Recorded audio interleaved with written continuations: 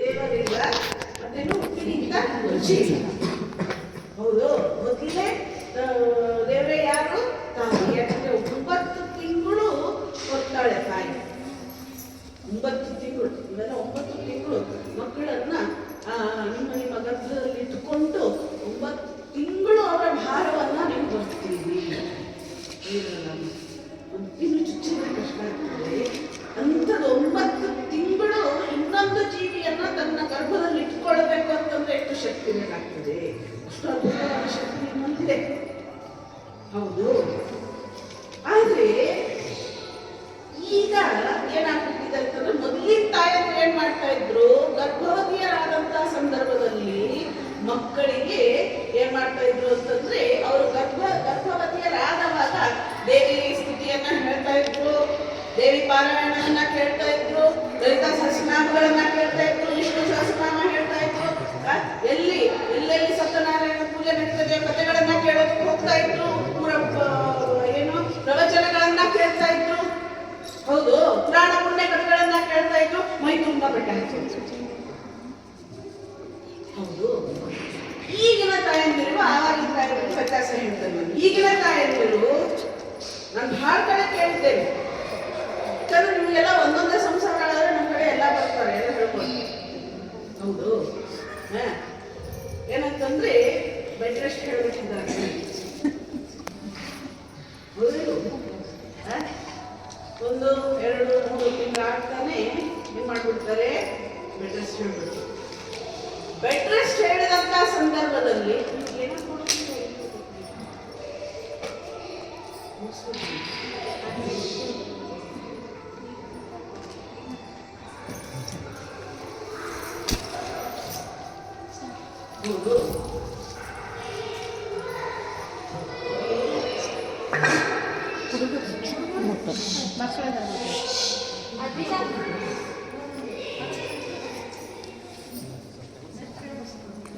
ಈಗಿನ ತಾಯಂದ್ರೆ ಏನ್ ಮಾಡ್ತಾರಪ್ಪ ಅಂತಂದ್ರೆ, ಬೆಡ್ ರೆಸ್ಟ್ ಹೇಳ್ಬಿಡ್ತಾರೆ ಡಾಕ್ಟರ್ಗಳು. ತವ್ರ ಮನೆಗೆ ಹೋಗೋದು, ತವ್ರ ಮನೆ ಕೆಲಸ ಹೇಳೋದಿಲ್ಲ. ಹೇಗೆ ಆಮೇಲೆ ಇವ್ರೇನ್ ಮಾಡೋದು, ಟೈಮ್ ಪಾಸ್ ಏನ್ ಮಾಡೋದು, ಮೊಬೈಲ್ ಮೊಬೈಲಲ್ಲಿ ಏನ್ ನೋಡೋದು,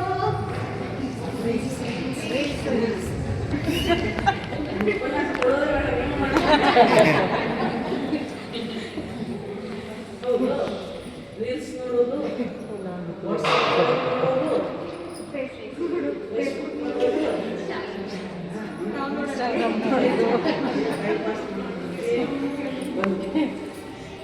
ಅದನ್ನ ನೋಡಿ ನೋಡಿ ನೋಡಿ ಮೊದಲಿನ ತಾಯಂದಿರಿಗೆ ಪ್ರಹ್ಲಾದ ಇದ್ದಲ್ಲ, ಪ್ರಹ್ಲಾದ ತಾಯಿಯ ಗರ್ಭದಲ್ಲಿರುವಾಗ ಭಾಗವತ ಕೇಳಿ. ಹೌದು, ದೊಡ್ಡ ಹರಿಭಕ್ತನಾದ. ಯಾಕಂತಂದ್ರೆ ಭಾಗವತವನ್ನ ಅವನು ಗರ್ಭದಲ್ಲಿರುವಾಗ ಕೇಳಿದ್ದರಿಂದ ಹರಿಭಕ್ತನಾದ ಪ್ರಹ್ಲಾದ. ಈಗ ನಾನ್ ಕೇಳ್ತೇನೆ, ಮಕ್ಕಳ ಗರ್ಭದಲ್ಲಿರುವಂತಹ ಸಂದರ್ಭದಲ್ಲಿ, ಒಬ್ಬ ಸ್ತ್ರೀ ಗರ್ಭವತಿ ಆದಂತಹ ಸಂದರ್ಭದಲ್ಲಿ ಅವಳ ಮೊಬೈಲ್ಗಳನ್ನ ನೋಡಿದ್ರೆ ಏನಾಗ್ತದೆ, ಯಾವ ಸಂಸ್ಕಾರ ಆಗ್ತದೆ ಮಗುವಿಗೆ? ಸಂಸ್ಕಾರ ಮೊಬೈಲ್. ಹೌದು, ಇದಾಗ್ತದೆ. ನಮ್ಮ ಕಡೆ ಕಂಪ್ಲೇಂಟ್ ಮೇಲೆ ಕಂಪ್ಲೇಂಟ್ ಬಿಡ್ರಿ, ಅದ್ರಲ್ಲಿ ಏನ್ ಎರಡನೇ ಮಾತ್ರ ಇಲ್ಲ. ಮೊಬೈಲೇ ಬಿಡೋದಿಲ್ಲ ನಮ್ಮ ಮಕ್ಕಳು. ನೀವು ಬಿಟ್ಟಿದ್ರೇನು?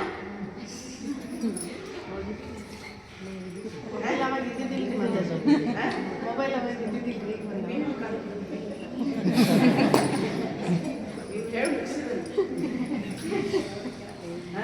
ನೀವು ಬಿಟ್ರಿ? ನೀವು ಬಿಡ್ಲಿಲ್ಲ, ಈಗಲೂ ಬಿಡೋದಕ್ಕೆ ತಯಾರು. ಮಕ್ಕಳಿಗೆ ಸಂಸ್ಕಾರ ಹೆಂಗಾಗ್ತದೆ? ಮಾತೃರೂಪೇಣ ಸಂಸ್ಥಿತ ಯಾದೇವಿ ಸರ್ವಭೂತೇಷು ಮಾತೃರೂಪೇಣ ಸಂಸ್ಥಿತ. ನಮಸ್ತಸ್ಸೈ ನಮಸ್ತಸ್ಸೈ ನಮಸ್ತಸ್ಸೈ ನಮೋ ನಮಃ 3 ಸಲ ಹೇಳಿದ್ರಲ್ರಿ. ಆ ತಾಯಿಗೆ 3 ಸಲ ನಮಸ್ಕಾರ ಮಾಡಿದ್ರು. ಹಾಗಿದ್ರೆ ಆ ದೈವಿಕತೆಯನ್ನ ನಾವು ಮರ್ತು ಬಿಟ್ಟವಲ್ಲ. ಹೌದಾ ಇಲ್ವೋ? ಎಲ್ಲಿ ಹೋಯ್ತು? ಇದರಿಂದ ಶಿವಾಜಿ ಸಿಕ್ಕಿರೋ ಸುಮ್ಮನೆ ಸಿಗಲಿಲ್ಲ. ಶಿವಾಜಿ ಜೀಜಾಬಾಯಿ ತಯಾರು ಮಾಡಿದ್ದಕ್ಕೆ ಶಿವಾಜಿ ಸಿಕ್ಕ, ಇದು ಶಿವಾಜಿ ಸಿಕ್ತಿರ್ಲಿಲ್ಲ. ಏನ್ ಹೇಳಿದ್ಲು ಜೀಜಾಬಾಯಿ? ಹೇಳಿದ್ರಲ್ಲ, ಎಲ್ಲೋ ನೋಡ್ತಾ ಇರ್ತದೆ, ಏನೋ ತಿಳಿಸ್ತಾರೆ ಅಂತ ಹೇಳಿ. ಜೀಜಾಬಾಯಿ ಎಂಥ ತಾಯಿ ಅಂತಂದ್ರೆ ನಮ್ಮ ಭಾರತದಲ್ಲೇ ಹೋದಂತವಳು. ಎಂಥ ರಕ್ತ ಅದು, ಜೀಜಾಬಾಯಿದು ಎಂಥ ರಕ್ತ. ಅದಕ್ಕೆ ಶಿವಾಜಿ ಸಿಕ್ಕಿದ್ದು, ಅದಕ್ಕೆ ಶಿವಾಜಿ ಹುಟ್ಟಿದ್ದು, ಅದಕ್ಕೆ ಹಿಂದೂ ಸಾಮ್ರಾಜ್ಯವನ್ನ ಸ್ಥಾಪನೆ ಮಾಡಿದ್ದು. ಇವತ್ತಿಗೂ ಶಿವಾಜಿಯನ್ನ ನೆನೆಸ್ತೇವಲ್ಲ ರೀ, ಛಾಬಾ, ಹೌದೇನು? ಶಿವಾಜಿ ಅಲ್ಲ, ಅವ್ರ ಮಗನು ಎಷ್ಟು ಕಷ್ಟಪಟ್ಟಿದ್ದ. ಏನಾದ್ರೂ ಹಿಂದೂ ತನ್ನ ಧರ್ಮವನ್ನ ಬಿಡ್ಲಿಲ್ಲ, ಹೌದೇನು? ಇದರಿಂದ ಜೀಜಾಬಾಯಿ ಪ್ರತಿಯೊಂದು ತುತ್ತನ್ನ ಹಾಕುವಾಗ ಹೇಳ್ತಿದ್ಲಂತೆ ಶಿವಾಜಿಗೆ, ಮಗು ನೀನು ಶೂರನಾಗಬೇಕು, ನೀನು ಧೀರನಾಗಬೇಕು, ಒಬ್ಬರಿಗೆ ಎದುರುಗಡೆ ನೀನು ನಿನ್ನ ತಲೆಯನ್ನ ತಗ್ಸ ಹಾಕಿಲ್ಲ ಅಂತ ಒಂದು ಧೀರತೆಯನ್ನ ನೀನು ಪಡಿಬೇಕು ಅಂತ ಹೇಳೋದಿಲ್ಲ ಎಂದು ಹೇಳ್ತೀರಾ? ನೀವೇನ್ ಹೇಳ್ತೀರ ಅಂತ ಹೇಳ್ತೀನಿ. ಎ ಅನ್ನೋದು ಒಂದು ತುತ್ತು ಹಾಕೋದು, ಬಿ ಅನ್ನೋದು ಇನ್ನೊಂದು ತುತ್ತು ಹಾಕೋದು, ABCD ನಮ್ಮ ಸಂಸ್ಕಾರವೇ ಅಲ್ಲ, ಹೌದು? ಒಬ್ಬ ಚಿಕ್ಕ ಮಗು ಇತ್ತು, ಇನ್ನೂ ನಾವೆಲ್ಲ ತಮಾಷೆ ಹೇಳ್ತೇವೆ. ಆ ವಯಸ್ಸಿನಲ್ಲಿ ಒಂದು ಕಾಟಿ, ಒಂದು ಪೆನ್ಸಿಲ್ ಹಿಡ್ಕೊಂಡು ಬ್ಯಾಗಲ್ಲಿ ಹಾಕೊಂಡು ಹೋಗ್ತೀವಿ. ನನಗಿನ್ನೂ ನೆನಪಿತ್ತು. ನಮ್ಮ ಶಿಕ್ಷಕಿಯರು ಎಂಥ ಒಳ್ಳೆಯವರು ಅಂತಂದ್ರೆ, ಅಲ್ಲಿ ನಿದ್ದೆ ಬಂದ್ರೆ ಮಲಗಿಸ್ಬಿಡ್ತಿದ್ರು, ನಿದ್ದೆ ಬರ್ತಾರೆ ಪಾಪ ಹೋಗಿದ್ರು. ಈಗಿಲ್ಲ. ಅದಕ್ಕೆಲ್ಲ ಕಾರಣ ಏನಪ್ಪ ಅಂತಂದ್ರೆ ನಮ್ಮ ತಾಯಂದಿರು ನಮ್ಮ ಸಂಸ್ಕಾರವನ್ನು ತಿಳ್ಬೋದು. ಮಕ್ಕಳು ನೀವೇನ್ ಹೇಳ್ತಿರೋ ಕೇಳೋದಿಲ್ಲ ರೀ. ಮಕ್ಕಳು ನೀವೇನ್ ಹೇಳ್ತಿರೋ ಅದನ್ನ ಕೇಳೋದಿಲ್ಲ, ನೀವೇನ್ ಮಾಡ್ತಿರೋ ಅದನ್ನ ಮಾಡ್ತೀರೋ. ಅರ್ಥ ಆಯ್ತು? ಒಂದು ಡ್ರೆಸ್ ಕೋಡಿಂದ ಹಿಡಿದು ನಿಮ್ಮನ್ನ ಫಾಲೋ ಮಾಡ್ತಾರೆ. ಅರ್ಥ ಆಯ್ತು? ನೀವು ಕುಂಕುಮ ಹಚ್ಕೊಂಡ್ರೆ ಹೆಣ್ಮಕ್ಳು ಕುಂಕುಮ ಹಚ್ಕೊಳ್ತಾರೆ. ನೀವು ಬರೀ ಹಣಿಯಿಂದ ಅಡ್ಡಾಡಿದ್ರೆ ಅವರು ಹಂಗೆ ಇರ್ತಾರೆ. ನೀವು ಬಳೆ ಹಾಕೊಂಡ್ರೆ ಅವರು ಹಾಕೊಳ್ತಾರೆ. ನೀವು ಮೈ ತುಂಬಾ ಬಟ್ಟೆ ಹಾಕೊಂಡ್ರೆ ಅವರು ಹಾಕೊಳ್ತಾರೆ.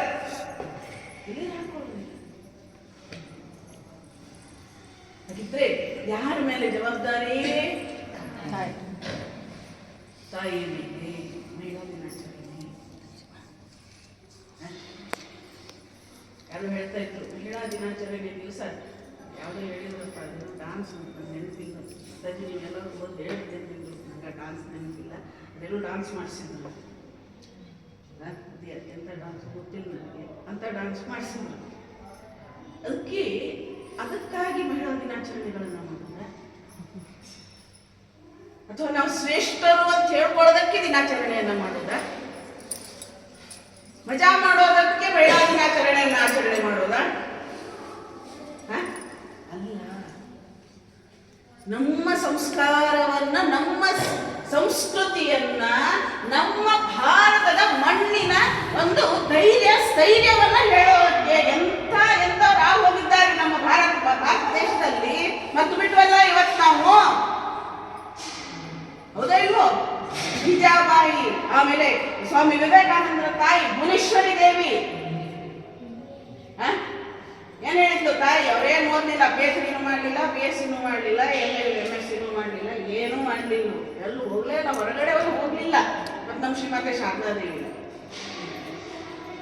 ಹೌದು, ಶ್ರೀಮಾತೆ ಶಾರದಾದೇವಿಯವರು ಓದೋದಕ್ಕೆ ಬರ್ತಾ ಇರಲಿಲ್ಲ.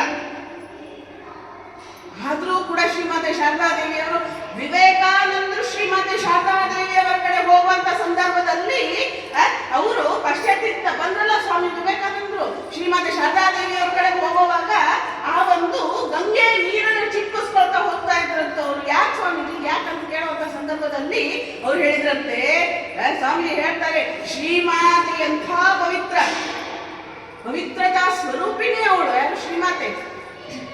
ಅವ್ರ ಕಡೆ ಹೋಗುವಂತ ಸಂದರ್ಭದಲ್ಲಿ ನಾನು ಗಂಗೆ ನೀರನ್ನ ಚಿಂತಿಸ್ಕೊಳ್ತಾ ಹೋಗ್ಬೇಕು. ಯಾಕಂತ ಹೇಳಿದ್ರೆ ನಾನು ಪಾಶ್ಚಾತ್ಯಕ್ಕೆ ಹೋಗಿ ಬಂದಿದ್ದೇನೆ, ಅದರಿಂದ ಮೈಲಿಯಾಗ್ಬಿಟ್ಟಿದ್ದೇನೆ ನಾನು. ಇವತ್ತು ನೋಡ್ರಿ, ನಾವು ಹೊರಗಿಂದ ಏನಾದ್ರು ಬಂದ್ರೆ ಎಷ್ಟು ನಮಸ್ಕಾರ ಮಾಡಿ ಪೂಜೆ ಮಾಡಿ ಅವ್ರನ್ನ ಸ್ವೀಕರಿಸ್ತೇವೆ, ಹೌದಾ? ನೋಡ್ರಿ, ಮೈಲಿಯಾಗಿ ಬಂದಿದ್ದೇನೆ ನಾನು. ಶ್ರೀಮಾತೆಯವ್ರ ಹತ್ರ ಹೋಗುವಾಗ ನಾನು ಏನೋ ಪವಿತ್ರನಾಗಬೇಕು ಅಂತ ಹೇಳಿ ಏನ್ ಮಾಡಿದ್ರು, ಅದಂಗೆ ನೀರನ್ನ ಚಿಂಕಿಸ್ಕೊಳ್ತಾ ಹೋಗುದು. ಯಾರು? ವಿಶ್ವವಿಖ್ಯಾತ ಸ್ವಾಮಿ ವಿವೇಕಾನಂದರು, ಸಿಡಿಲ ಸಂತ ಅಂತ ಕರೀತಾರೆ ವಿವೇಕಾನಂದರನ್ನು. ಸಾಧಾರಣ ಅಲ್ಲ, ರಾಷ್ಟ್ರಭಕ್ತ ಸಂತ, ಸಿಡಿಲ ಸಂತ, ವಿಶ್ವವಿಖ್ಯಾತ ಸ್ವಾಮಿ ವಿವೇಕಾನಂದ ಹೇಳುವಂತ ಮಾತಿದು. ಹಾಗಿದ್ರೆ ಶ್ರೀಮದ್ ಶಾರದಾದೇವಿಯವರ ಪವಿತ್ರತೆ ಎಷ್ಟು ಅದ್ಭುತವಾಗಿತ್ತು. ಅವರು ಓದಿದ್ರೆ ಫೋಟೋ ನೋಡಿದ್ರೆ ನಮ್ಗನ್ನಿಸ್ತದೆ ಎರಡೆರಡು ಸೀರೆ ಇದೆ ಶ್ರೀಮತಿ ಶಾರದಾದೇವಿಯವರು. ಶ್ರೀರಾಮಕೃಷ್ಣರು ದೇಹತ್ಯಾಗ ಮಾಡಿದ್ರು. 2 ವಚನಗಳನ್ನ ತಗೊಳ್ತಾರೆ ಶ್ರೀರಾಮಕೃಷ್ಣ. ಮೊದಲದ್ದು, ನಾನು ದೇಹತ್ಯಾಗ ಮಾಡಿದ ಮೇಲೆ ನೀನು ಯಾರ ಎದುರುಗಡೆಯೂ ಕೂಡ ಕೈಯನ್ನು ಚಾಚೋ ಹಾಗಿಲ್ಲ. ಇನ್ನೊಂದೇನಪ್ಪಾ ಅಂತಂದ್ರೆ, ನೀನು ಯಾವ ಭಕ್ತರ ಮನೆಯಲ್ಲಿಯೂ ಕೂಡ ಹೋಗಿ ಇರಬಾರ್ದು ಅಂತ ಹೇಳಿ 2 ವಚನಗಳನ್ನು ತಗೊಳ್ತಾರೆ ಶ್ರೀರಾಮಕೃಷ್ಣ. ಅವಾಗ ಕಾಮಾರಪುರ ಶ್ರೀರಾಮಕೃಷ್ಣರ ಜನ್ಮಸ್ಥಳ. ನಾನು ನಿಮಗೆ ಯಾಕೆ ಹೇಳ್ತಾ ಇದ್ದೇನೆ ಅಂತಂದ್ರೆ, ಅದರ ವಿವರಣೆಯನ್ನು ನಾನು ನಿಮ್ಗೆ ಕೊಡ್ತೇನೆ, ಸರಿಯಾಗಿ ಕೇಳಿಸ್ಕೊಳ್ಳಿ, ಗಮನ ಕೊಡ್ತೀನಿ. ಕಾಮಾರಪುರ ಶ್ರೀರಾಮಕೃಷ್ಣರ ಜನ್ಮಸ್ಥಾನ. ಗಂಡನ ಮನೆ ಕಡೆಯವರು ಒಂದೇ ಒಂದು ಸಣ್ಣ ಕೋಣೆಯನ್ನ ಕೊಟ್ಟರು ಶ್ರೀಮಾತೆಯವರಿಗೆ. ಮತ್ತೇನು ವ್ಯವಸ್ಥೆ ಇಲ್ಲ, ಏನೋ ಸ್ವಲ್ಪ ದುಡ್ಡು ಮಾಡಿ ಹೋಗಿದ್ದಾನೆ ಶ್ರೀರಾಮಕೃಷ್ಣರು. ಮದುವೆ ಆದ್ರು ಶ್ರೀರಾಮಕೃಷ್ಣ ಶ್ರೀಮಾತೆಯವರನ್ನ. ಅಲ್ಲಿ ಗಂಡ ಆದವರು ಏನಾದ್ರೂ ಒಂದಿಷ್ಟು ವ್ಯವಸ್ಥೆ ಮಾಡಿಟ್ಟು ಹೋಗಿದ್ವಿ, ಯಾವುದೇ ಲೌಕಿಕ ಸಂಬಂಧ ಇಲ್ಲ. ನಾವು ನೋಡ್ತೇವೆ ಶ್ರೀಮಾತೆ ಶಾರದಾದೇವಿಯವರೇ ಶ್ರೀರಾಮಕೃಷ್ಣರ ಮೊದಲ ಶಿಷ್ಯೆ ಅಂತ ಹೇಳಿ ನೋಡ್ತೇವೆ. ಅವ್ರ ಕಡೆ ಇದ್ದಿತ್ತು ಇಷ್ಟೆಲ್ಲ ವ್ಯವಸ್ಥೆ ಇತ್ತು. ಕಡೆಗೆ ಒಂದೇ ಒಂದು ರೂಮನ್ನ ಕೊಡ್ತಾರೆ, ಒಂದೇ ಒಂದು ಕೋಣೆಯನ್ನ ಕೊಡ್ತಾರೆ ಶ್ರೀಮಾತೆಯವರಿಗೆ. ಎಂಥ ಒಂದು ವ್ಯವಸ್ಥೆ ಅಂತಂದ್ರಲ್ಲಿ ಅಲ್ಲಿ ಊಟಕ್ಕೆಲ್ಲ ಏನು ವ್ಯವಸ್ಥೆ ಇಲ್ಲ. ಏನೋಪ್ಪ ಒಂದಿಷ್ಟು ಅಕ್ಕಿ ತಂದು ಕೊಡ್ತಾರೆ, ಒಂದಿಷ್ಟು ಬೇಳೆ ತಂದು ಕೊಡ್ತಾರೆ ಅಂತ ಹೇಳಿ ಇಲ್ಲ. ಶ್ರೀಮತಿ ಶಾರದಾದೇವಿಯವರು ಕೈಯಾರೆ ಸೊಪ್ಪು ಮತ್ತೆ ಭತ್ತವನ್ನ ಬೆಳೆದು ಅನ್ನ ಮಾಡಿ ಉಪ್ಪಿಲ್ಲದ ಸೊಪ್ಪನ್ನ ಸೇರಿಸ್ಕೊಂಡು ತಿಂದ್ರು ಶ್ರೀಮತಿ ಶಾರದಾದೇವಿ. ಯಾಕಂತ ಹೇಳಿದ್ರೆ ಯಾರಿಗೆ ಎದುರುಗಡೆನೂ ಕೈ ಚಾಚೋ ಹಾಗಿಲ್ಲ. ಹೌದು, ಶ್ರೀಮಾತೆಯವರು ಅನುಭವದಿತ್ತು. ಶ್ರೀರಾಮಕೃಷ್ಣರು ಕಟ್ಕೊಂಡು ಕೆಟ್ಟೆ ನಾನು. ಹೌದೇನು? ಒಂದು ಉಪ್ಪು ತಗೊಳ್ಳೋದಕ್ಕೂ ನನಗೆ ಗತಿ ಇಲ್ದಂಗೆ ಮಾಡ್ಬಿಟ್ರಲ್ಲ ಶ್ರೀರಾಮಕೃಷ್ಣರು. ಎಂಥ ಗಂಡ. ಒಂದು ದಿವಸ ಆಗಲಿಲ್ಲ ಶ್ರೀಮತಿ ಶಾರದಾದೇವಿಯವರು. ಮತ್ತೆ ಇದ್ದಿದ್ದು 2 ಸೀರೆ, ಒಂದು ಒಳ್ಳೆ ಸೀರೆ, ಒಂದು ಹರಿದಿದ್ದ ಸೀರೆ. ಒಳ್ಳೆ ಸೀರೆ ಉಟ್ಕೊಂಡಂತ ಸಂದರ್ಭದಲ್ಲಿ ಹರಿದಿದ್ದ ಸೀರೆಯನ್ನ ಕಟ್ಕೊಂಡು ಉಟ್ಕೊಳ್ತಿದ್ರಂತೆ ಶ್ರೀಮತಿ ಶಾರದಾದೇವಿಯವರು. ಇವತ್ತೆಷ್ಟು ಸೀರೆಗಳಿದೆ. ಇವತ್ತು ಶ್ರೀಮಾತೆ ಶಾರದಾದೇವಿಯವರನ್ನ ಯಾರು ಯಾವ ಕಾಲೇಜಿಗೂ ಹೋಗ್ಲಿಲ್ಲ, ಯಾವ ಸ್ಕೂಲಿಗೂ ಹೋಗ್ಲಿಲ್ಲ, ಯಾವ ಪದವಿಯನ್ನು ಪಡ್ಕೊಳ್ಳಿಲ್ಲ. ಮತ್ತೇನು ಅದ್ಭುತವಾದದ್ದು ಹೇಳಿದ್ರ. ನಂತರ ನಾವು ಅವ್ರ ಹೆಸರಲ್ಲಿ ತ್ಯಾಗ ಮಾಡಿ ಬಂದವರು. ನಾವೆಲ್ಲ ಹೋಗಿ ಈ ತರ ಉಪನ್ಯಾಸ ಕೊಡ್ತೇವೆ, ಒಂದಿಷ್ಟು ಭಜನೆ ಮಾಡ್ತೇವೆ, ಎಲ್ಲ ಮಾಡ್ತೇವೆ. ಶ್ರೀಮಾತೆಯವರು ಹೊರಗೆ ಹೋದವರೇ ಅಲ್ಲ. ಹೌದು, ಆದ್ರೂ ಶ್ರೀಮಾತೆಯವರನ್ನ ಇಡೀ ಜಗತ್ತು, ಬರೀ ಭಾರತ ಅಲ್ಲ,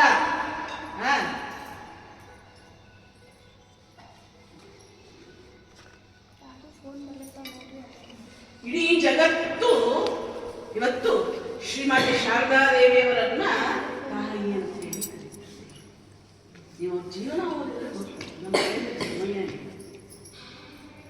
ಯಾಕೆ ಸಮಯ ಇಲ್ಲ? ಟಿವಿಗಳನ್ನ ನೋಡ್ಬೇಕು. ಇದೆಲ್ಲ ತಲೆಗೆ ಹೋಗೋದು ಸ್ವಲ್ಪ ಕಷ್ಟ. ಅವ್ರಿಗೆ ಯಾಕೆ ಸೀರೆ ತಗೊಳ್ಬೇಡ ನೋಡ್ರಿ ಅನ್ನೋರು ನಮ್ಮ ಅವ್ರಿಗೆ ಯಾಕೆ ತಗೊಳ್ಬೇಡ. ನಾವು ತಗೊಳ್ಳೋದಕ್ಕೆ ಅವ್ರಿಗೆ ಯಾಕೆ ಅಬ್ಜೆಕ್ಷನ್? ನೀವು ತಗೊಳ್ಳೋದಕ್ಕೆ ನಮ್ಗೆ ಅಬ್ಜೆಕ್ಷನ್ ಇಲ್ಲ. 10,000 ಸೀರೆಗಳನ್ನು ತಗೊಳ್ರಿ, ಬೇಡ ಅಂತ. ಉದಾಹರಣೆಯನ್ನ ಯಾಕೆ ಹೇಳೋದು ಅಂತಂದ್ರೆ, ಶ್ರೀಮಾತೆ ಶಾರದಾದೇವಿಯವರ ಒಂದು ಅವತಾರ ಸಾಕ್ಷಾತ್ ದುರ್ಗೆಯ ಅವತಾರ. ನೀವು ಕುತ್ಕೊಳ್ರಿ, ಸಾಕ್ಷಾತ್ ದುರ್ಗೆಯ ಒಂದು ಅವತಾರ. ಸ್ವಾಮಿ ವಿವೇಕಾನಂದರು ಒಂದು ಕಡೆ ಹೇಳಿದ್ರು ಶಿವಾನಂದರಿಗೆ, ನೀನು ಶ್ರೀರಾಮಕೃಷ್ಣರನ್ನ ಅವತಾರ ಅಂತಾದ್ರೂ ನಂಬು, ಮಾನವ ಅಂತಾದ್ರೂ ನಂಬು, ದೇವರಂತಾದ್ರೂ ನಂಬು, ನಂದೇನೋ ಇಲ್ಲ. ಆದ್ರೆ ಸಾಕ್ಷಾತ್ ಶ್ರೀಮಾತೆ ಶಾರದಾದೇವಿಯವರನ್ನ ನೀನು ದುರ್ಗೆ ಅಂತ ಹೇಳಿ ನಂಬಿಲ್ಲ ಅಂತಂದ್ರೆ ನನ್ನ 1000 ಪಾಲು ಧಿಕ್ಕಾರ ನಿನಗೆ ಅಂತ ತಾಯಿಯ ಆಶೀರ್ವಾದ ತಂದೆಯ ಆಶೀರ್ವಾದಕ್ಕಿಂತ 1000 ಪಟ್ಟು ಜಾಸ್ತಿ ನನಗೆ ಅಂತ ಹೇಳಿ ಸ್ವಾಮಿ ವಿವೇಕಾನಂದರಿ ಪತ್ರವನ್ನ ಬರೀತಾರೆ. ಅಂತಂದ್ರೆ ಶ್ರೀಮಾತೆಯ ಒಂದು ಅದ್ಭುತವಾದ ಮಾತೃತ್ವ ಇಡೀ ಜಗತ್ತನ್ನ ಗೆದ್ದು ಬಿಟ್ಟಿತ್ತಲ್ಲ. ದುರ್ಗೆ ಅವತಾರ ಶ್ರೀಮತಿ ಶಾರದಾದೇವಿಯವರು. ಯಾರ್ಯಾರು ನಮ್ಮ ಆಶ್ರಮಕ್ಕೆ ಬಂದಿದ್ದೀರೋ ಅವರು ಆ ಫೋಟೋನ ನೋಡಿರ್ತೀವಿ. ಸಾಧಾರಣಕ್ಕಿಂತ ಸಾಧಾರಣ ಶ್ರೀಮತಿ. ಹಳ್ಳಿಯಲ್ಲಿ ಹುಟ್ಟಿದ್ದು ಜಯರಾಮ್ ಬಾಟಿಯಲ್ಲಿ. ಹೌದು, ಕಗ್ಗಹಳ್ಳಿ, ಬರೀ ಹಳ್ಳಿ ಅಲ್ಲ, ಕಗ್ಗಹಳ್ಳಿ. ಈಗ ಸ್ವಲ್ಪ ಡೆವಲಪ್ಮೆಂಟ್ ಆಗಿದೆ, ರಾಮಕೃಷ್ಣ ಮಿಷನ್ ತಗೊಂಡ್ಬೇಕು. ಅಂಥದ್ರಲ್ಲಿ ಹುಟ್ಟಿ ಎಷ್ಟು ಅದ್ಭುತವಾದ ಒಂದು ಜೀವನವನ್ನ ನಡೆಸಿದ್ರು ಶ್ರೀಮತಿ ಶಾರದಾದೇವಿಯವರು. ಆದರ್ಶಕ್ಕೆ ಧಕ್ಕೆ ಬರಲಿಲ್ಲ. ಆದ್ರೆ ಒಂದು ನೆನಪಿಟ್ಕೊಳ್ಬೇಕು, ಶ್ರೀಮಾತೆಯವರು ಸಾಕ್ಷಾತ್ ದುರ್ಗೆ ಅವತಾರ ಆಗಿರೋದ್ರಿಂದ ಅವರು ಮನಸ್ಸು ಮಾಡಿದ್ರೆ ಕಣ್ಣು ಮುಚ್ಚಿ ಕಣ್ಣು ತೆಗೆಯೋಷ್ಟರಲ್ಲಿ ಇಡೀ 3 ಲೋಕದ ಸಂಪತ್ತು ಅವ್ರ ಪದತಲದಲ್ಲಿ ಬಂದು ಬೀಳಬಹುದಿತ್ತು. ರಾಣಿಯಾಗಿರುವ ಶ್ರೀಮಾತೆಯವರು ಮನಸ್ಸು ಮಾಡಿದ್ರು. ಆದರೆ ಆದರ್ಶದ ಸ್ಥಾಪನೆಗಾಗಿ ಎಷ್ಟು ಕಷ್ಟಪಟ್ಟು ಶ್ರೀಮತಿ ಶಾರದಾದೇವಿಯವರು. ಹೌದು, ಎಷ್ಟು ಜನರಿಗೆ ಅಪ್ರೀತಿ ವಾತ್ಸಲ್ಯವನ್ನ ಹರಿಸಿದ್ರು ಶ್ರೀಮತಿ ಶಾರದಾದೇವಿಯವರು. ನಾವು ನೋಡ್ತೇವೆ ದುರ್ಗೆ ಅವಾಗೆಲ್ಲ ರಾಕ್ಷಸರನ್ನು ಸಂಹಾರ, ನಾವೇನು 9 ದಿವಸ ನವರಾತ್ರಿಯನ್ನ ಮಾಡ್ತೇವಲ್ಲ, ಹೇಳಿದ್ರಲ್ಲ ನಾವು ದುರ್ಗೆಯರಾಗ್ತೇವೆ. ಅದೇನೋ ಬಂದ್ಬಿಟ್ಟಿದೆ ಅವತ್ತು ಆ ಕಲರು ಇವತ್ತು ಈ ಕಲರು ಇದು ಅದು ಅಂತ ಹೇಳಿ. ಹೌದಿಲ್ಲ? ನಮಗೂ ಕೇಳ್ತಾರೆ, ನಾವು ದುರ್ಗೆ ಫೋಟೋನ್ನ ಇಟ್ಟು ಸೀರೆಲ್ಲ ಮುಗಿಸಿ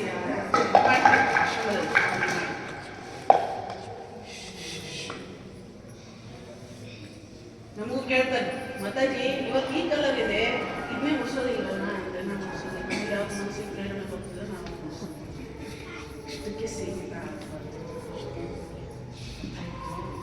ಅದರಿಂದ ಈ ಒಂದು ನಿಟ್ಟಿನಲ್ಲಿ ಸಾಧಾರಣ ಜೀವನ, ಸಿಂಪಲ್ ಲಿವಿಂಗ್ ಲೈಫ್ ಅನ್ನೋದಕ್ಕೆ ಇಂಗ್ಲಿಷ್ನಲ್ಲಿ ಒಂದು ಕೋಟ್ ಅಂತಂದ್ರೇನು ಏನಂತೀವಿ, ವಾಕ್ಯ. ಹೌದು, ಅಂತಂದ್ರೆ ಸಾಧಾರಣ ಜೀವನ, ಉನ್ನತವಾದ ವಿಚಾರಗಳು. ಇವತ್ತು ನಮ್ಮ ಸಮಾಜದಲ್ಲಿ ಏನಾಗ್ಬಿಟ್ಟಿದೆ ಅಂತಂದ್ರೆ ಸಾಧಾರಣ ವಿಚಾರಗಳು ಉನ್ನತ ಜೀವನ. ಗೊತ್ತಾಯ್ತಾ? ವಿಚಾರ ಮಾಡುವಂಥದ್ದು ಕಳಪೆನೆ. ಬೇಜಾರು ಮಾಡ್ಕೊಳ್ಬೋದು, ನಾವು ಸ್ವಲ್ಪ ನೇರಾಗಿ ಮಾಡ್ಬೇಕು. ಹೌದು, ಆದ್ರೆ ಆಡಂಬರದ ಜೀವನ ಮತ್ತೆ ಏನು ಅಂತಂದ್ರೆ ಎಲ್ಲ ಸರಿಯಾಗಿರ್ಬೇಕು. ದೇವರಿಗೆ ಐಷಾರಾಮಿ ಜೀವನ ಅಡ್ಡಿಲ್ಲ. ದೊಡ್ಡ ದೊಡ್ಡ ಗೊಂಬೆಗಳು, ಕಾರುಗಳು, ಕಾಳುಗಳು, ಮಕ್ಕಳು ಇಲ್ಲಿ ನೆಲದ ಮೇಲೆ, ನೆಲ ಅಲ್ಲ ಮಣ್ಣಿನ ಮೇಲೆ ಕಾಲು ಇಡಬಾರ್ದು. ಥೆರಪಿ ಬಂತು, ಇಂಥ ಥೆರಪಿ ಬೇಕು. ಮಣ್ಣಿನ ಮೇಲೆ, ಕಲ್ಲಿನ ಮೇಲೆ ಕಾಲು ಇಡ್ತಾ ಹೋಗ್ತಾರಲ್ಲ, ಅದು ಥೆರಪಿ. ಅಕ್ಯುಪ್ರೆಷರ್. ಹೌದು, ಥೆರಪಿ ಬಂತು. ಮೊದಲಿನ ಕಾಲದಲ್ಲೆಲ್ಲ ಏನಾಗ್ತಿತ್ತು ನೋಡಿ, ಚಿಕ್ಕ ಬರಗಾಲದಲ್ಲಿ ಓಡಾಡ್ತಾ ಇತ್ತು. ಅದು ಅಕ್ಯುಪ್ರೆಷರ್ ತಾನೇ ತಾನೇ ಅಕ್ಯುಪಂಕ್ಚರ್ ಅಂತ ಬರ್ತದೆ. ಏನು ಮುಳ್ಳು ಚುಚ್ಚುತ್ತಾರೆ. ಮೊದಲಿಗೆ ಏನಿಲ್ಲ, ಬರಗಾಲದಲ್ಲಿ ಯಾವ ಮುಳ್ಳು ಚುಚ್ಚುತ್ತಾನೆ ಇತ್ತು ತಾನೇ. ಇದೆಲ್ಲ 1000 ಗಟ್ಟಲೆ ಕೊಟ್ಟು ಮಾಡಿಸ್ಬೇಕು. ಮಕ್ಕಳು ನೆಲದ ಮೇಲೆ ಕಾಲಿಡೋ ಹಾಗಿಲ್ಲ. ಧ್ರುವ ಅಪ್ಪ ತನ್ನನ್ನ ತೊಡೆ ಮೇಲೆ ಕರ್ಕೊಳ್ಳಿಲ್ಲ ಅಂತ ಹೇಳಿ ಏನ್ ಮಾಡಿದ, ತಾಯಿಯನ್ನ ಮೊಬೈಲ್ ಸೈಲೆಂಟ್ ಮಾಡಿದ್ರೆ, ತೊಡೆ ಮೇಲೆ ಕರ್ಕೊಳ್ಳಿಲ್ಲ ಅಂತ ಹೇಳಿ ಪುಟ್ಟ 5 ವರ್ಷದ ಬಾಲಕ ರೀ ಧ್ರುವ ಏನ್ ದೊಡ್ಡವನಲ್ಲ, ತಾಯಿ ಹತ್ರ ಹೋಗಿ ಕೇಳ್ತಾನೆ, ಅಮ್ಮ ಅಪ್ಪ ಕರ್ಕೊಳ್ಳಿಲ್ಲ. ನನಗೇನು ಗೊತ್ತೋ, ಹೋಗಿ ಕೇಳು. ಯಾರನ್ನ ಕೇಳಿ? ನಾರಾಯಣ ಕೇಳು. ಹೋಗೇ ಬಿಟ್ಟ ಅವನು. ಈಗಿನ ತಾಯಿಗೆ ಹೇಳೋದು ಧೈರ್ಯನೂ ಇಲ್ಲ, ಮಕ್ಕಳಿಗೂ ಧೈರ್ಯನೂ ಇಲ್ಲ. ಅಲ್ಲಿ ಹೋಗೇ ಬಿಟ್ಟ ಗಾಡಿಗೆ. ತಪಸ್ ಮಾಡಿದ್ದಾರೆ ಧ್ರುವ, 5 ವರ್ಷದ ಬಾಲಕ. ನಿನಗೆ ಎಷ್ಟು ವಯಸ್ಸು? ನಿಮ್ಗಿಂತ 1 ವರ್ಷ. ಹೋದ ಕಾಡಿಗೆ ಹೋಗಿ ಕೂತ್ಕೊಂಡು ನಾರದರ ಗೈಡೆನ್ಸ್ ನಲ್ಲಿ ತಪಸ್ಸು ಮಾಡ್ತು ಮಗು. 5 ವರ್ಷದ ಮಗು. ನಮ್ಮ ಭಾರತದಲ್ಲಿ ಆಗೋಗಿದ್ದ ಘಟನೆ ಇದು. 5 ವರ್ಷದ ಮಗು ಹೋಗಿ ತಪಸ್ಸು ಮಾಡ್ದ, ನಾರಾಯಣ ಬಂದ, ನಾರಾಯಣ ಪ್ರತ್ಯಕ್ಷನಾಗ್ಬಿಟ್ಟ ಧ್ರುವನಿಗೆ. ನಾರಾಯಣ ಪ್ರತ್ಯಕ್ಷನಾಗ್ಬಿಟ್ಟ. ನಾರಾಯಣನಿಗೆ ಧ್ರುವ ಕೇಳ್ತಾನಂತೆ, ನೀನು ಬಂದಿದ್ದೆ ನಿಜ ಹೌದು, ಪಾಪ ಬಾಲಕ, ಸಣ್ಣ ಮಗು 5 ವರ್ಷ. ಅವನಿಗೆ ಖುಷಿ ಆಯ್ತು, ಮುಟ್ಟಿ ನೋಡಿದ ನಾರಾಯಣನನ್ನ, ಅವನು ಕೆನ್ನೆ ಮುಟ್ಟಿದ, ಅವನು ಮುಟ್ಟಿದ, ಅವನ್ನೆಲ್ಲ ಏನೇನು ಆಭರಣಗಳಿರ್ತಾವೆಲ್ಲ ಮುಟ್ಟಿ ನೋಡಿದ. ಹೇಳಿದ್ದು, ನಿನ್ನ ಕಿವಿಯಲ್ಲಿದೆ ಅಲ್ಲ, ಅದು ಯಾಕೆ ಅಲ್ಗಾಡ್ತಾ ಇಲ್ಲ? ಇಷ್ಟು ಗಾಳಿ ಇದೆ, ಕಿವಿಯಲ್ಲಿ ಯಾಕೆ ಅಲ್ಗಾಡ್ತಾ ಇಲ್ಲ ಅಂತ. ಅದಕ್ಕೆ ನಾರಾಯಣ ಹೇಳಿದಂತೆ, ನೋಡಿದ್ರುವ ನೀ ಕೇಳ್ತಾ ಇದ್ದೀಯಲ್ಲ, ನೀನು ಅಲ್ಗಾಡ್ಸಂದ್ರೆ ನಾನು ಅಲ್ಗಾಡ್ಸ್ತೇನೆ ಬಿಡು, ಅದರಲ್ಲಿ ಅವನಿಗೆ ನಮ್ಮ ಭಾರತದಲ್ಲಿ ಆಗೋದಂತಹ ಮಗು, 5 ವರ್ಷದ ಮಗು, ಹೌದಲ್ವೋ? ಈಗ 5 ವರ್ಷದ ಮಗುವಿನ ಕೈಯಲ್ಲಿ ಏನಿರ್ತದೆ ಹೌದು? ನಮ್ಮ ಮಗ ಏನ್ರಿ 3 ವರ್ಷ 4 ವರ್ಷದವನಿದ್ದಾನೆ ಅಥವಾ ಮಗಳಿದ್ದಾಳೆ, ಏನಪ್ಪಾ ಅಂತಂದ್ರೆ ಎಷ್ಟು ಚೆನ್ನಾಗಿ ಮೊಬೈಲ್ ಆಪರೇಟ್ ಮಾಡ್ತಾ ಇದ್ವಿ. ಎಂಥ ವಿಚಾರ ಹೇಳ್ಕೊಳ್ಳೋಂಥ ವಿಚಾರ ಅಲ್ಲ ಅದ್. ನೀವು ಏನಂತಂದ್ರೆ ನಿಮ್ಮ ಮಗುವಿನ ಭವಿಷ್ಯವನ್ನ ತೋರಿಸ್ತಾ ಇದೆ ಅದು. ಇವತ್ತೇ 3-4 ವರ್ಷಕ್ಕೆ ನಿಮ್ಮ ಮಗು ಮೊಬೈಲ್ ಆಪರೇಟ್ ಮಾಡ್ತಾ ಇದೆ ಅಂತಂದ್ರೆ ಮುಂದೆ ಅವ್ನು ಏನಾಗ್ತಾನೆ ಅಥವಾ ಆಗ್ತಾಳೆ? ಮೊಬೈಲು ಇಡೀ ಜಗತ್ತು ಕೈಯಲ್ಲಿ. ಮಗುವಿಗೆ ಸರಿಯಾದ ಪ್ರಜ್ಞೆ ಇರೋದಿಲ್ಲ, ಏನು ನೋಡಬೇಕು ಏನು ನೋಡಬಾರ್ದು ಅನ್ನುವಂಥ ಪ್ರಜ್ಞೆ ಇಲ್ಲ ಅದಕ್ಕೆ, ಹೌದು? ಅದರಿಂದ ಅದು ಏನು ನೋಡಬಾರ್ದು ನೋಡ್ಬಿಡ್ತು ಅಂತಂದ್ರೆ ಇಡೀ ಜೀವನ ಹಾಳಾಗ್ತದೆ. ಆಮೇಲೆ ನೀವನ್ನ ಸುಧಾರಿಸೋದಕ್ಕೆ 1000 ಪ್ರಯತ್ನ ಮಾಡ್ರಿ, ಆಗುದಿಲ್ಲ. 3 ವರ್ಷ ಬುದ್ಧಿ 3 ವರ್ಷಕ್ಕೆ, ಹೌದಲ್ವ? 3 ವರ್ಷಕ್ಕೆ ನೀವೇನ್ ಕೊಡ್ತೀರ? ಅದಕ್ಕೆ ಊಟ ಮಾಡೋದಿಲ್ಲ ಅಂತ ಹೇಳಿ ಏನ್ ಮಾಡ್ತಿರ್ತೀರಿ? ಕೊಡ್ತಿರ್ತೀರಿ. ಎಷ್ಟೋ ಜನ, ಸುಮಾರು ಜನರ ಬಾಯಲ್ಲಿ ಕೇಳ್ತೀನಿ, ಆ ಆನಿಮೇಷನ್ ಹಾಕ್ಕೊಡೋದು, ಅದು ಹಿಡ್ಕೊಳ್ಳೋದು, ಅದನ್ನ ನೋಡ್ತಾ ಊಟ ಮಾಡೋದು.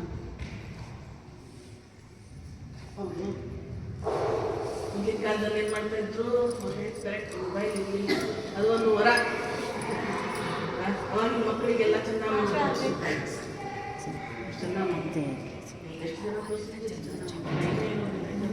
ಬೆಳಿಗ್ಗೆ ಸ್ಕೂಲಿಗೆ ಹೋಗ್ತಾರೆ, ಬೆಳಿಗ್ಗೆ ಕ್ಲಾಸಿಗೆ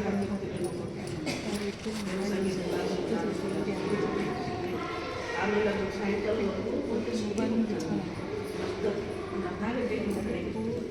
ಆಮೇಲೆ ಮತ್ತೆ ಟ್ಯೂಷನ್ಗೆ ಹೋಗ್ತಾರೆ. ಯಾಕಂದ್ರೆ 99.99 ತೆಗಿಬೇಕಲ್ಲ, ಮತ್ತೆ ಟ್ಯೂಷನ್ಗೆ ಹಾಕಿರ್ತಾರೆ. ಅದು ಬರೋ ಅಷ್ಟೊತ್ತಿಗೆ 9 ಗಂಟೆ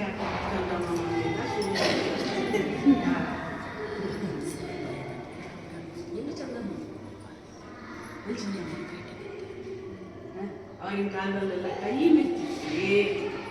ಮಿತ್ತಿತ್ತು ಜನರಿಗೆ. ಎಂಥ ಒಂದು ಸಂಸ್ಕೃತಿ ನಮ್ಮ ಚೆನ್ನಮ್ಮ ಇದ್ದ ನೋಡಿ, ಎಷ್ಟು ಚಂದ, ಎಷ್ಟು ತಂದು ಇದ್ದರು ಚೆನ್ನಮ್ಮ. ಅರ್ಥ ಮಾಡೋದು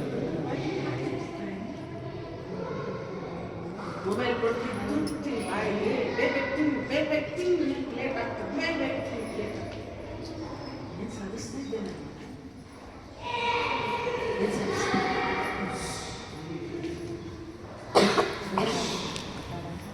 ಅದರಿಂದ ಈ ಒಂದು ಸಂಸ್ಕೃತಿ ಬೇಡ ರೀ, ಈ ಒಂದು ಸಂಸ್ಕೃತಿ ಬೇಡ ಅಂತ ಎಲ್ಲ ಪ್ರಯತ್ನಿಸ್ತೇನೆ.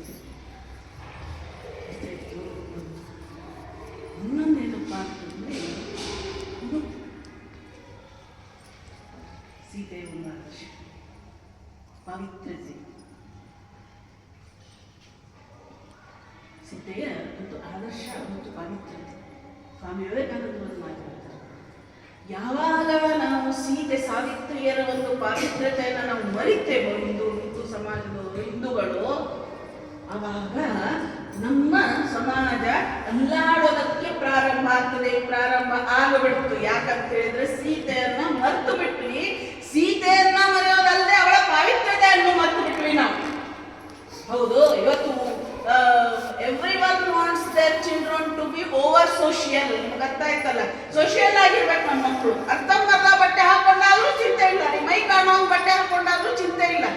ನಮ್ಮ ಮಕ್ಕಳು ಬಹಳ ಸೋಷಿಯಲ್ ಆಗಿರ್ಬೇಕು, ಹುಡುಗರ ಜೊತೆ ಡ್ಯಾನ್ಸ್ ಮಾಡಬೇಕು, ಕ್ಲಬ್ಗಳಿಗೆ ಹೋಗಬೇಕು, ಹೌದು, ಟೈಟ್ ಆದ ಡ್ರೆಸ್ಗಳನ್ನ ಹಾಕೊಳ್ಬೇಕು, ಮೈ ಕಾಣೋ ತರ ಬಟ್ಟೆಗಳನ್ನ ಹಾಕೊಳ್ಬೇಕು. ಇದೇನ್ರಿ ನಮ್ಮ ಸಂಸ್ಕೃತಿ ಅಲ್ಲ. ಸುಧಾಮೂರ್ತಿ ನಾವೊಂದು ಪುಸ್ತಕ ತೆಗೆದಿದ್ದು ಕೂಡ ಪುಸ್ತಕ ಅಪರಾಜಿತ ಅಂತ ಹೇಳಿ ಮೊನ್ನೆ ನಮ್ದು 25-26ನೇ ತಾರೀಕಿಗೆ ವಾರ್ಷಿಕೋತ್ಸವ ಇತ್ತು. ಆ ಒಂದು ಸಂದರ್ಭದಲ್ಲಿ ಈ ಒಂದು ಪುಸ್ತಕವನ್ನ ಹೊರತಂದ್ವಿ ನಾವು, ಅಪರಾಜಿತ ಅಂತ ಹೇಳಿ.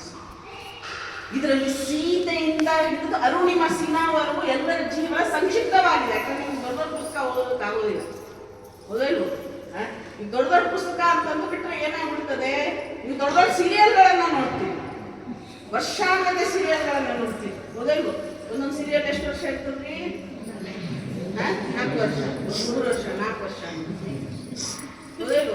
ಅದು ಯಾವುದೋ ಒಂದು ಇಷ್ಟಪ್ಪ ನನಗೆ ಅವಾಗ ನೆನಪಿತ್ತು, ಈಗ ಯಾರ ಕಡೆ ಕೇಳಿಲ್ಲ, ಅವರು ಹೇಳಿ ಏನೋ ಎಷ್ಟೋ ಬಾಗಿಲು ಎಷ್ಟೋ ಇದು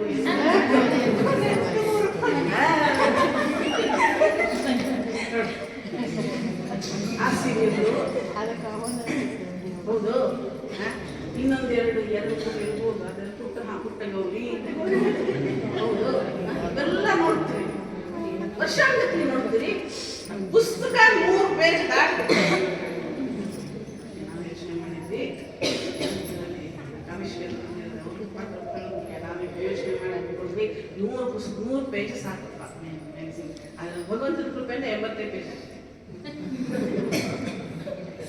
ಇದು ಈ ಪುಸ್ತಕವನ್ನ ಹೊರತರೋದಕ್ಕೆ ಒಂದು ಕಾರಣ ಏನಪ್ಪಾ ಅಂತಂದ್ರೆ, ಇದರಲ್ಲಿ ನಿಮಗೆ ಸೀತೆಯಿಂದ ಹಿಡಿದು ಅಕ್ಕ ಮಹಾದೇವಿ ಇಂದ ಹಿಡಿದು ಅರುಣಿಮ ಸಿನ್ಹಾ, ಯಾಕಂದ್ರೆ ಸೀತೆ ಬರೀ ನಾವು ಸೀತೆ ಅಂದ್ಬಿಟ್ರೆ ನೀವು ಔಟ್ಡೇಟೆಡ್ ಅನ್ಕೊಳ್ತೀವಿ, ಹೌದಾ ಇಲ್ವ? ಸೀತೆ ಔಟ್ಡೇಟೆಡ್ ಅಂತ ಹೇಳಿ ಅನ್ಕೊಳ್ತಾರೆ. ಈಗ ಅದನ್ನ ನೆನಪಿಟ್ಕೊಳ್ರಿ, ಸೀತೆಯ ಪಾವಿತ್ರ್ಯತೆಯನ್ನ ಮರೆತಿರೋದ್ರಿಂದ ಇವತ್ತು ಸಮಾಜದಲ್ಲಿ ಆಗಬಾರದಂತಹ ಘಟನೆಗಳು ಘಟಿಸ್ತಾ ಇದೆ. ನಿಮ್ಮ ಮಕ್ಕಳ ಜೊತೆಗೆ ಆಗ್ತಾ ಇದೆ ಘಟನೆಗಳು, ಹೌದಲ್ವೋ? ಎಲ್ಲೋ ಕೇಳ್ತೀರಿ, ಎಲ್ಲೋ ಓದ್ತೀರಿ, ನ್ಯೂಸ್ಗಳಲ್ಲಿ ಕೇಳ್ತಿರೋ ಇಲ್ವೋ? ನಮ್ಗಿಂತ ಚೆನ್ನಾಗಿ ನ್ಯೂಸ್ ಗೊತ್ತಿದೆ, ನಾವು ಪೇಪರ್ ತರಿಸೋದಿಲ್ಲ, ನ್ಯೂಸ್ ನೋಡೋದಿಲ್ಲ, ನಿಮಗ್ ಗೊತ್ತಿದೆ. ಯಾಕೆ ಘಟನೆಗಳಾಗ್ತಾ ಇದೆ ಹಂಗಿದ್ರೆ? ಪಾವಿತ್ರ್ಯತೆಯನ್ನ ಮರೆತಿರೋದ್ರಿಂದ. ನಾವೇಂದಿರು ಪಾವಿತ್ರ್ಯತೆಯನ್ನ ಮರೆತಿರೋದ್ರಿಂದ. ನಿಮ್ಮ ಪಾವಿತ್ರ್ಯತೆ ಅಲ್ಲ, ನಿಮ್ಮ ಮಕ್ಕಳ, ಹೆಣ್ಣು ಮಕ್ಕಳ, ಗಂಡು ಮಕ್ಕಳ ಪಾವಿತ್ರ್ಯತೆಯನ್ನ ಮರೆತಿರೋದ್ರಿಂದ ಇವತ್ತು ಸಮಾಜದಲ್ಲಿ ಆಗಬಾರ್ದಂತ ಘಟನೆಗಳು ಘಟಿಸ್ತಾ ಇದೆ. ಹೆಣ್ಣು ಮಕ್ಕಳು ಪೂರ್ಣ ಮೈ ತುಂಬ ಬಟ್ಟೆ ಹಾಕೊಳ್ಳಾದೇ ಇರೋದ್ರಿಂದ ಏನಾಗ್ತಾ ಇದೆ ಮುಂದೆ ನೀವು ಇದ್ರ ಬಗ್ಗೆ ಯೋಚನೆ ಮಾಡಿದ್ರಿ? ಇದಕ್ಕೆ ಕಾರಣ ಏನು ಅಂದಿದ್ರೆ ನಾನು ಹೇಳ್ತೇನೆ. ಏನ್ ಕಾರಣ ಅಂತಂದ್ರೆ, ಇವತ್ತು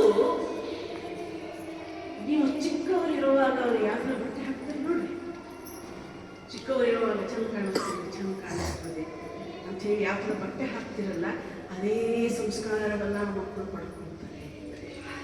ನೀವು ದೊಡ್ಡವರಾದ ಮೇಲೆ ನೀವು ಅವ್ರಿಗೆ ಹೇಳ್ತೀರಿ ಅದನ್ನ ಬೇಡ, ಚೆನ್ನಾಗಿರೋದಿಲ್ಲ.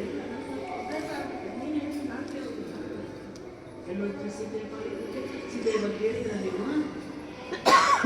ಪರಪುರುಷನ ಜೊತೆಗಿರಬಾರ್ದು, ಪರಪುರುಷನನ್ನ ಕಣ್ಣೆತ್ತಿಯೂ ಕೂಡ ನೋಡಬಾರ್ದು ಅನ್ನೋ ತಕ್ಷಣವನ್ನ ಇವತ್ತು ನಮ್ಮ ಶಾಲೆ ಕಾಲೇಜುಗಳಲ್ಲಿ ಕೊಡ್ತಾ ಇದ್ದಾರೆ. ನೀವೆಲ್ಲ ಸುಮ್ಮನೆ ಇದ್ದೀರಿ ಪಾಲಕರು, ಹೌದಾ?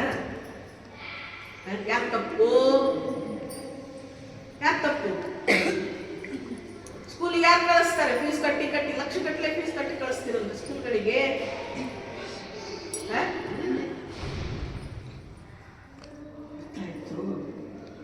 ಏನಾಗ್ತದೆ ಇದನ್ನೆಲ್ಲ ನೋಡ್ಬಿಟ್ರೆ ಸಂಕಟ. ಅರ್ಥ ಆಯ್ತು? ಸೀತೆ ಅಂದ್ಬಿಟ್ರೆ ಸೀತೆ ಏನು ಅವನಿಗೆ ಏನು ಕೆಲಸ ಏನಿಲ್ಲ, ಅವಳೆಲ್ಲ ಏನು ಓದಿದ್ಲು ಏನು ಮಾಡಿದ್ಲು. ಆದರೆ ನೆನ್ಪಿಟ್ಕೊಳ್ರಿ, ಅಷ್ಟು ದಿವಸ ರಾವಣನ ಕಡೆ ಇದ್ರು ಕೂಡ ರಾವಣ ಸೀತೆ ಬರೀ ಒಂದು ಕಡ್ಡಿ ಹಾಕಿದ್ರು. ಸೀತೆ ಬರೀ ಒಂದು ಕಡ್ಡಿಯನ್ನ ಎಸೆದ್ಲು. ರಾವಣ ಬರುವಂಥ ಸಂದರ್ಭದಲ್ಲಿ ಬೆಂಕಿ ಆಗ್ಬಿಡ್ತಲ್ಲ, ಅದು ಇವತ್ತು ನಮ್ಮ ಭಾರತದಲ್ಲೇ ಆಗುವಂತಹ ಸೀತೆ. ನಮ್ಮ ಭಾರತೀಯ ನಾರಿಯರಿಗೆ ಆ ಶಕ್ತಿ ಇದೆಯಾ? ಎಲ್ಲಿ ಹೋಯ್ತಕ್ಕಿದ್ರೆ ಕಿತ್ತೂರು ರಾಣಿ ಚೆನ್ನಮ್ಮ ಯಾವ ತರ ಹೋರಾಡಿದ್ಲ ಕಿತ್ತೂರು ರಾಣಿ ಚೆನ್ನಮ್ಮ. ಬ್ರಿಟಿಷರೇ ಏನೋ ಅಲ್ಲಾಡ್ ಹೋಗ್ಬಿಟ್ರು, ಹೆದರ್ಕೊಂಡು ಹೋಗ್ಬಿಟ್ರು ಚೆನ್ನಮ್ಮನ ನೋಡಿ. ಇವತ್ತಂಥವ್ರನ್ನ ನೀವು ಮಕ್ಕಳನ್ನ ನೀವು ನಮ್ಮ ಸಮಾಜಕ್ಕೆ ಕೊಡೋದಕ್ಕೆ ಸಾಧ್ಯ ಇದೆಯಾ? ಕೊಡ್ತಾ ಇಲ್ಲ. ಅರ್ಥ ಇತ್ತು. ಅದಕ್ಕೆ ಇದೆಲ್ಲ ನಾನು ನಿಮ್ಗೆ ಯಾಕೆ ಹೇಳ್ತಾ ಇದ್ದೇನೆ ಅಂತ ನಿಮ್ಮ ಕಡೆಯಿಂದ ಸಾಧ್ಯ ಇದೆ. ಅರ್ಥ ಆಯ್ತು. ನೀವು ಹಿಂದೆ ಯಾರು ಮಾಡೋದಕ್ಕೆ ಸಾಧ್ಯ ಇಲ್ಲ. ನಾನು ಒಂದು ಹೇಳ್ತೇನೆ, ನಮ್ಮ ಪಕ್ಷ ಏನು ಬೇಡ ಬಿಡ್ರಿ. ಮೋದಿ ಅವರು ತಾಯಿ ಬಗ್ಗೆ ಅಂಥ ಒಂದು ಒಳ್ಳೆಯ ಒಂದು ಮೊದಲಾಗಿ ಆ ತಾಯಿಯನ್ನ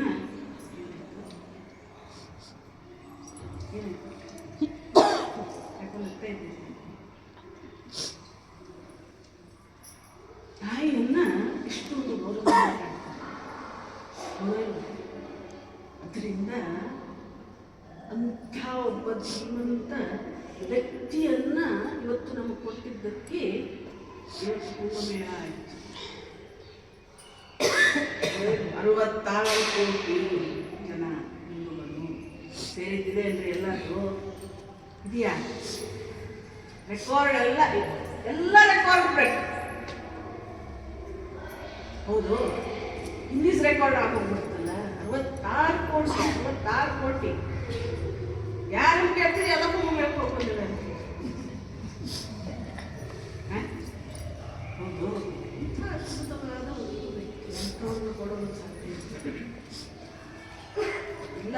ಮೇಲೆ ಕೊಡ್ತೇವೆ ಅಂತ ಸಾಧ್ಯ ಇದೆ. ಎಲ್ಲ ಕೆಲಸ ಮಾಡಿ ಮತ್ತೆ ಮನೆಯಲ್ಲೂ ಕೆಲಸ ಮಾಡಿ ಮತ್ತೆ ಹೊರಗಡೆ ಕೆಲಸ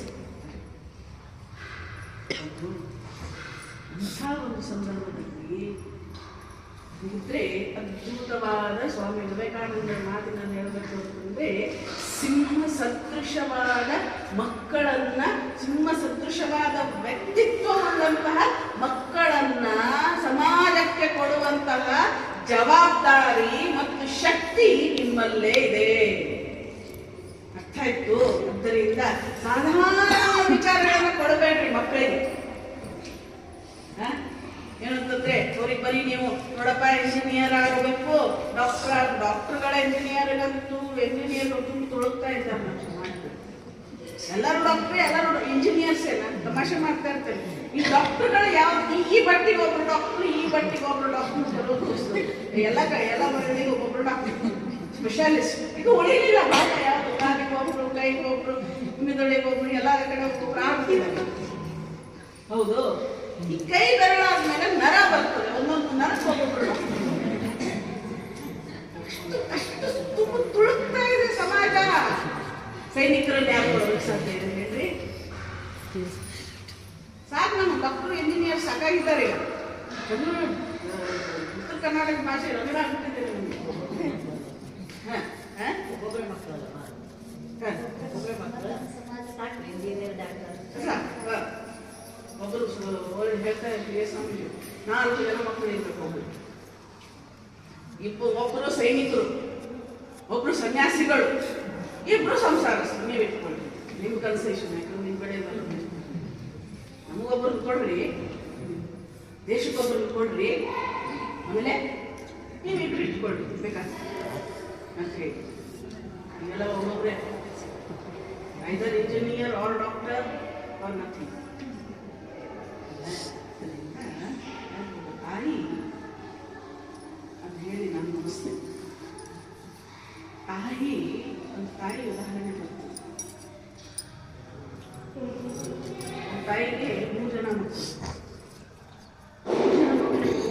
ಒಬ್ಬನು ಸೈನ್ಯಕ್ಕೆ ಸೇರಿಸಿದ್ಲು. ಅವಳು ಹಂಗಿಲ್ಲ, ಅಯ್ಯ ನೀವು ಒಬ್ಬರೊಬ್ಬರೇ ಮಕ್ಕಳಿದ್ದು ಇಲ್ಲ. ನಮ್ಮ ಮುಂದುಗಡೆ ಇವತ್ತು ನಾವು ಸ್ವಲ್ಪ ಧೈರ್ಯ ಮಾಡಿ ಹೇಳ್ತಾ ಇದ್ದೇವೆ. 3-4 ಜನ ಮಕ್ಕಳಿಗೆ ನೀವು ಜನ್ಮ ಕೊಡ್ರಿ. ಯಾಕಂತ ಹೇಳಿದ್ರೆ, ಒಂದು ಹಿಂದೂಗಳು ಕಡಿಮೆ ಆಗ್ತಾ ಇದ್ದಾರೆ, ಹೌದು.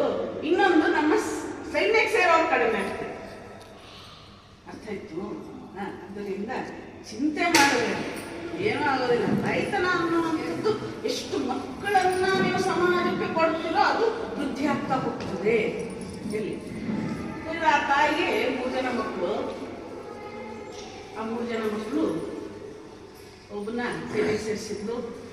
ಅವನು ಹೋದ, ಹೋರಾಡಿ ಬಂದ, ಹೋರಾಡಿ ಹುತಾತ್ಮನಾದ ಮೇಲೆ ಅವನನ್ನು ಎಲ್ಲಿಗೆ ತಾಯಿ ಅಳ್ಳಿಲ್ಲ ತಾಯಿ ನಮ್ಮ ಮಗನಿಗೆ ಹೇಳಿದ್ರು, ನೀವು ಹೋಗಿ ಸೈನ್ಯಕ್ಕೆ ಸೇರ್ಕೊ. ಅವನು ಹೋದ.